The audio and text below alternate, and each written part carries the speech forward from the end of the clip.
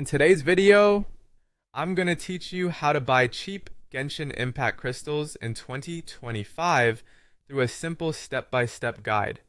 If you're a fan of this popular online game and want to enhance your gaming experience without spending too much, you've come to the right place. Let's dive in and explore how you can make your in-game purchases more affordable. To kick things off, start by navigating to Top Up Cheap, Top Up Live. This platform is a great place to begin your search for discounted Genshin Impact crystals. Once you're on their website, you'll want to take a moment to explore the various options available. This could mean checking out different offers for the crystals you need, comparing prices, and seeing any special deals that might be available. Being thorough here can help you snag the best bargains.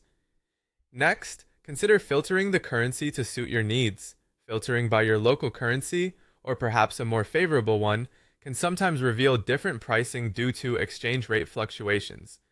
This step is crucial for ensuring you're getting the best possible deal on your purchase without any hidden fees or surprises. Now let's look into selecting the Genshin Impact